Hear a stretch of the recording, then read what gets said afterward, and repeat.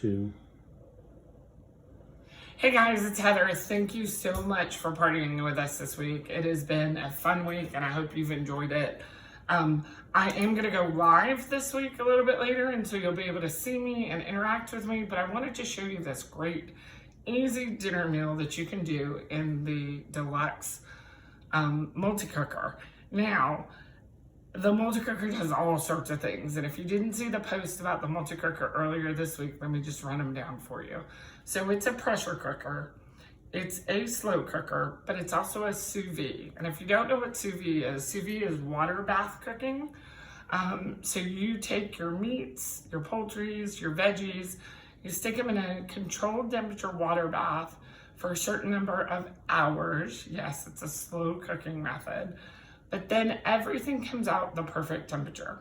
And if you've never cooked sous vide, you've eaten sous vide, because this is how your favorite restaurant gets all of your steaks, pork chops, chicken to the right temperature every single time. In fact, my college-age daughter is home for the summer and she hates when I make pork. And I agree with her because it's always dry and sometimes partially cooked. It's never right. In the sous vide, it's fork tender every single time. But what I'm gonna do with it tonight is I'm making a Cajun pasta for my family. So I'm gonna turn my friend on, and then I'm gonna come around the side and I'm gonna select sear. Now, this does a couple different things. So sear is a function that starts your pressure cooker cooking, okay? So what it's gonna do is it's gonna allow me to sear some of my meats and vegetables, draw out some of those flavors, but also start the pressure cooker warming up. The longest part of cooking in pressure cooking is the coming to pressure of the pressure cooker, okay? So let me pour, a little bit of oil in there. So this is our garlic infused oil, right? So this is gonna give it just a little bit of flavor. Now I'm doing a Cajun pasta, but you can do any kind of pasta in here. And you might be looking at me going, Heather, why are you doing pasta in a multi-cooker? Well, let me tell you, have you looked outside lately? It's like 10,000 degrees, right? And even if it wasn't summer, who wants to stand over a pot of hot water, right? Because a pot that's watched never boils. So in a pressure cooker, you can dump everything in, and in 20 or 30 minutes, your dinner is ready without watching. So what I've got here is just some India sausage, and I'm putting it on my quick slice. Now, why am I using the quick slice? Is it because I'm anal and I need every piece to be the same size? No, but I want every piece to cook the same, right? So I'm just sticking those in there. They're still a little frozen, which with a pressure cooker doesn't matter. You can put frozen meats in there.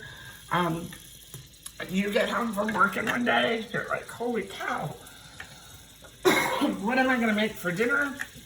This is a great option because you can just pull out frozen meat, throw it in your pressure cooker, and it's gonna cook to the right temperature and consistency every single time.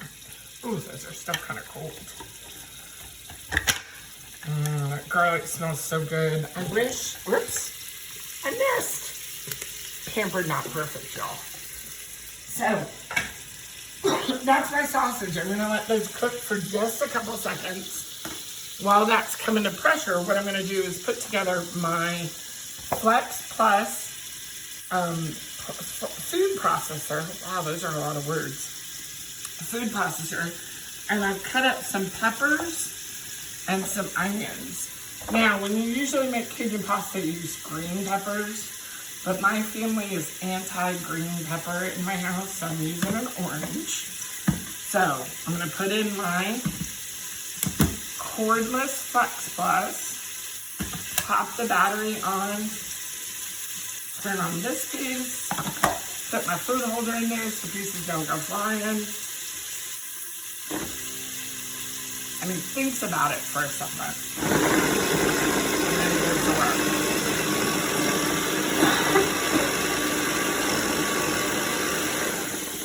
Now, a couple of those pepper pieces, it's super for French fries today are a little bit big, so I'm going to move those around so they're going to get cut up too.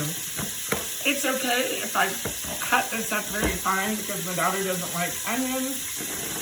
So if the onion is super fine, that is a-okay with her. That piece of pepper is being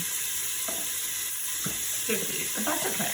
We're just going to pull him out and use everything else because that's quite a bit of peppers and onions. So I'm going to drop those in there.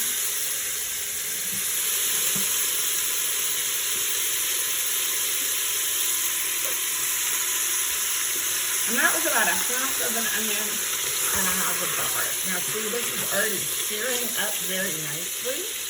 So now what I'm going to do is I'm going to add in a little bit of garlic. I've already got the garlic oil in there, but you can't go wrong with too much garlic. So I'm going to press in 2 quick cloves of garlic. Ooh, that's working on the steak. Scrape that garlic off.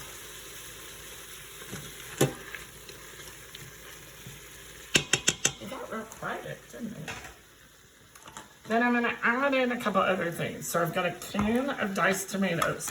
Now you could make this any way. So you could do a chicken sausage that was more like Italian flavored with onions and peppers and garlic. You could do a can of tomatoes that's got basil in it. You could use our basil oil instead. So there are a lot of options to this recipe. So I'm going to turn my sear off, which is just the cancel button here. So my sear is now off. Hopefully what I've done now is warmed up my pot enough that it's going to cook. Okay, so I'm just going to mix this all in. Then I'm going to add the last little piece, which is the Cajun seasoning. I think I probably need just a little bit more water. So I'm going to stir this all up, get that all good and down in there. So I've got all the Cajun things in there, but like I said, you can make it an Italian recipe. So for that, I would think you'd want to use something like our Italian seasoning or our sweet basil. You could do a Mexican pasta. You do chorizo sausage with a, depending on how your family likes it, maybe a can of tomatoes with bell pepper and jalapeno in it and our Southwest seasoning. So it's a very versatile recipe. So I'm going to go up to custom and then I'm going to set this guy for 8 minutes. Now, don't get too excited because it's not going to take 8 minutes to cook. Remember, he's still got to come to pressure, but if you look here, this little wheel is going to tell you as he comes to pressure, and look how quick it's actually going. That's because, remember, it's already hot inside the pot, and so it's already started coming to pressure, so that's saving you time on there. When it's all done, I'm going to give it a quick stir, add a little bit of heavy whipping cream, some Parmesan cheese, serve it with some bread and maybe a salad, and dinner's ready. So thanks so much. Bye for now. Watch for the post for the live video chat where we'll talk more about the great tools that can help you make meal times better in your kitchen. See you later.